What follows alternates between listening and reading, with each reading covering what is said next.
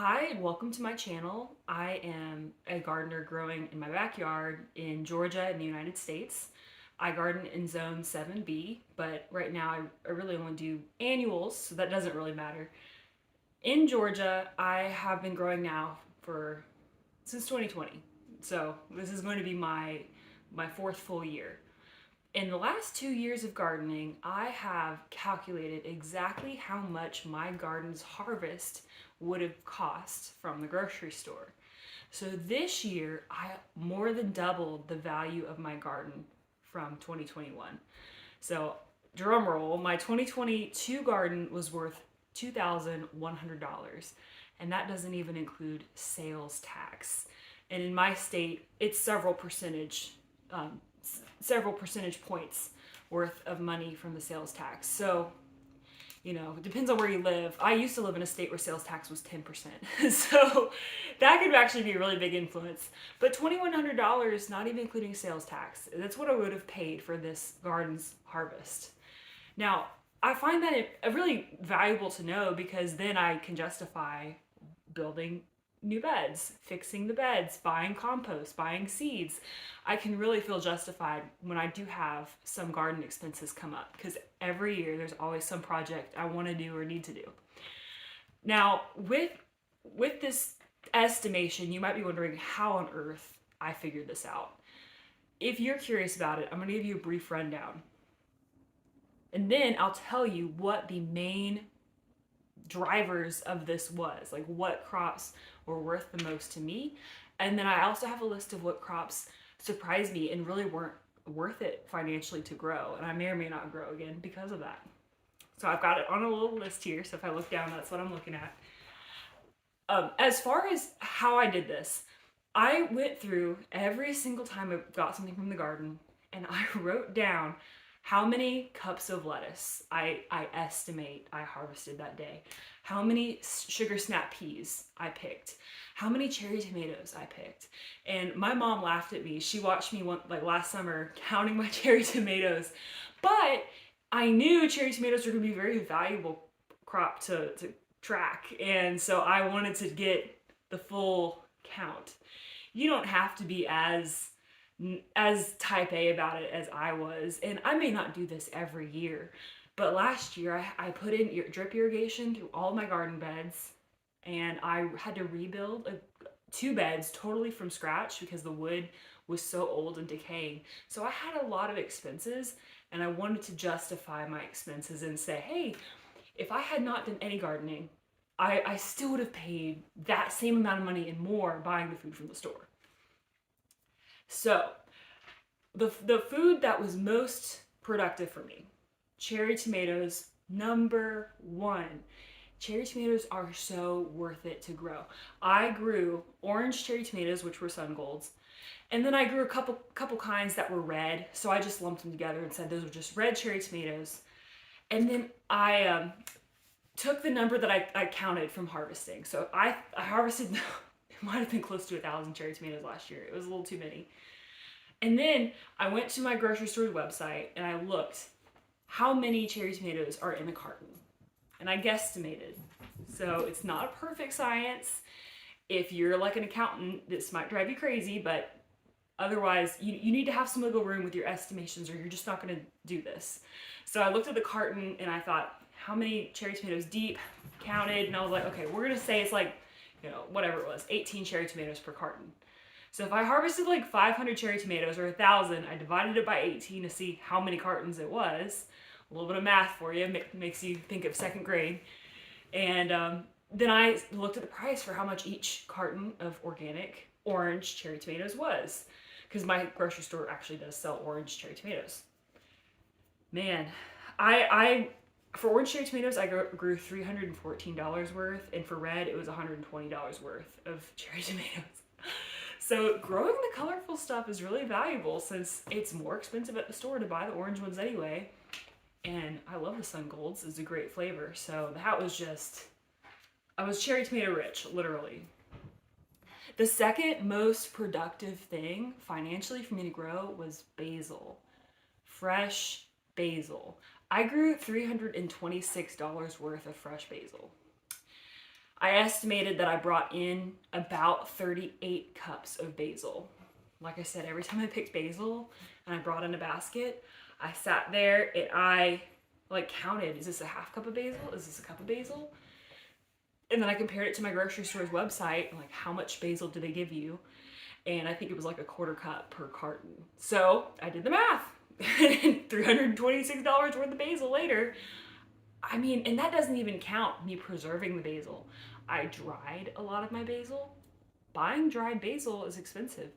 I made a lot of pesto, but I don't even bother trying to value that, because then I would need to factor in how much did it cost for the cheese, the pine nuts, the olive oil, the garlic. So we're just working with raw produce. And if I had bought basil from the farmer's market, maybe it would have been a little bit better of a deal. But I didn't look at that price because I would never buy basil from the farmer's market. If I just needed a little bit of basil, knowing me, I would go to the grocery store. But, you know, it's not as good when it's out of season. So other things that were valuable. I grew a few kinds of cucumbers. But my grocery store only really carries English cucumber and pickling cucumbers. I only grew pickling cucumber varieties and cucamelons. So I counted how many cucumbers I grew.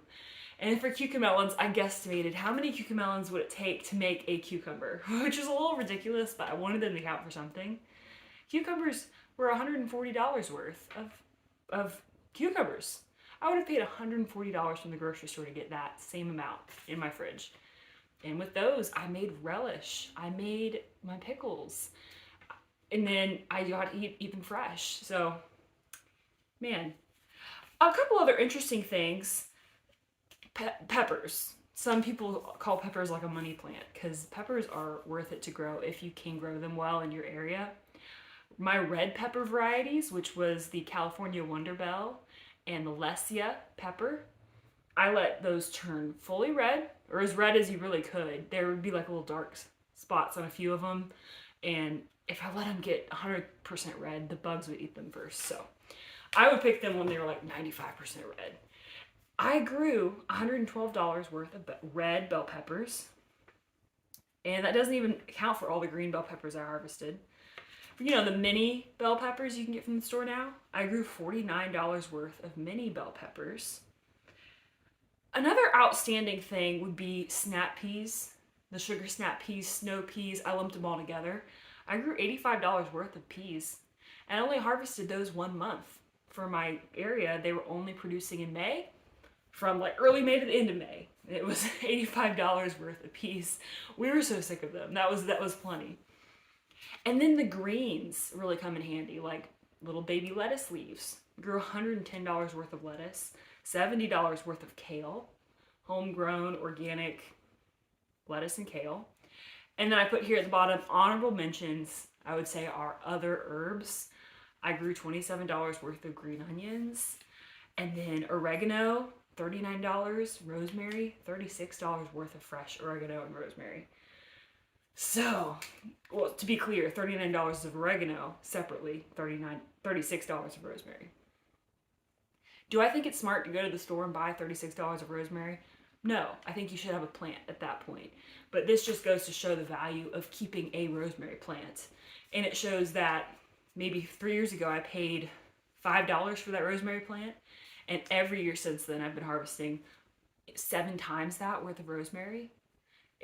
It really shows that it pays for itself. Now, I unfortunately think I lost my rosemary plant in that horrible deep freeze we had in December. So I'm going to have to buy a new one. But now I know if I pay $4 for a new rosemary plant, I'll probably make that back by the end of the year. If not many times more. My cats are chasing each other. So I hope that got you excited about what you should grow for value. Now I'm going to share the things that I was surprised about how much work I put into and how little I really harvested and how little that was really worth it. I think this is even more valuable to know because your time is the most precious thing you have. So, disappointing crops. We'll start with this. Collard greens. I have to start those indoors in the summer, and then I baby them for a couple months, and then I plant them out, and then I protect them from the bugs, and then I wait, and I end up harvesting them in like December, January, February. Now my collards mostly died in the big deep freeze we had that was like 6 degrees outside. I had no protection on them, so I didn't harvest any this year. I did all that work and I really didn't get any. They're all bolting now. But last year, 2022, my spring collards, I harvested $5 worth. Now that was some good collards. I learned how to cook them down in like a better southern way, where they're simmered for a while. There's some bacon in there, and maybe some onion, and it's like that classic southern collards. I love those. So I did do some good cooking, but for all that work, I only really got $5 worth of fresh collards. Same thing with broccoli.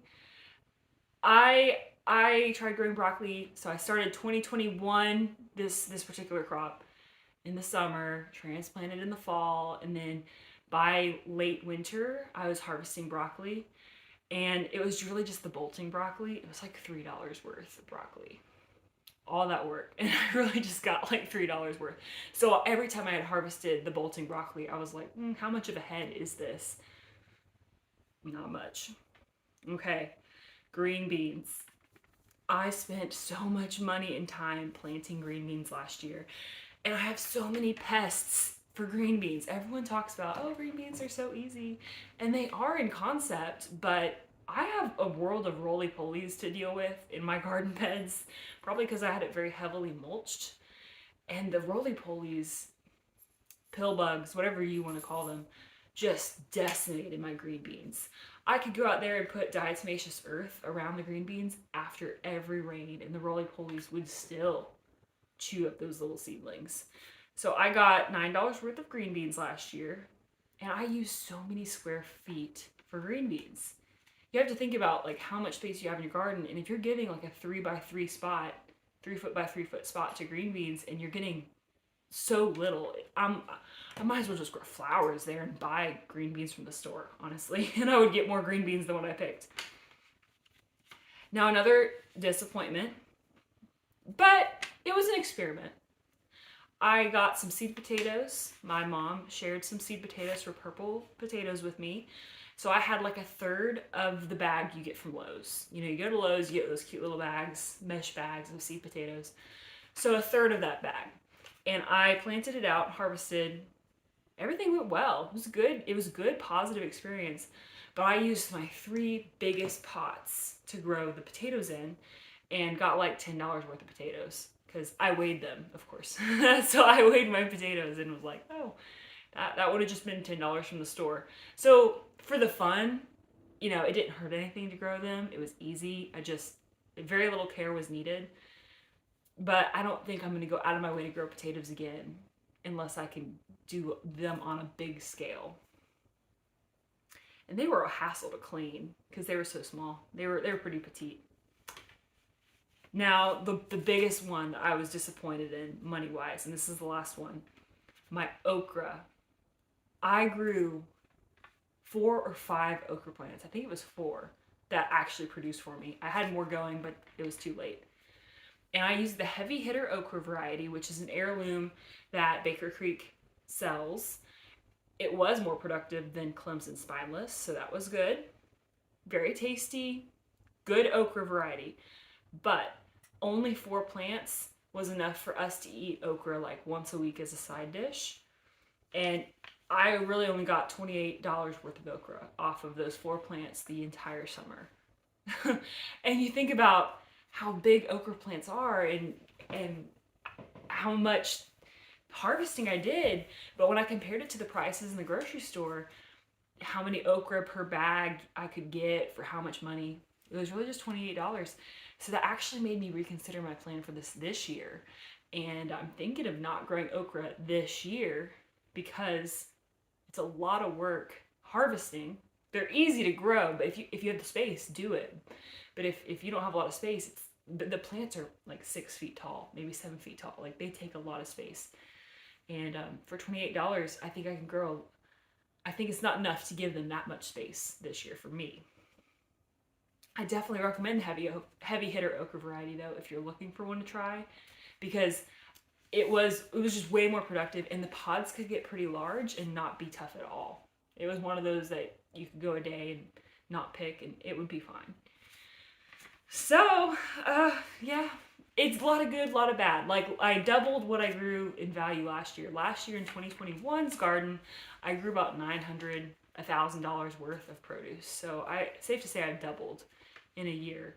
And that's because I looked at what was worth it and I looked at what wasn't and had these kinds of conversations. So if you want to see that video, I do have that video posted here on this channel, and I'll be sure to link it down below for you so you can look at last year's evaluation.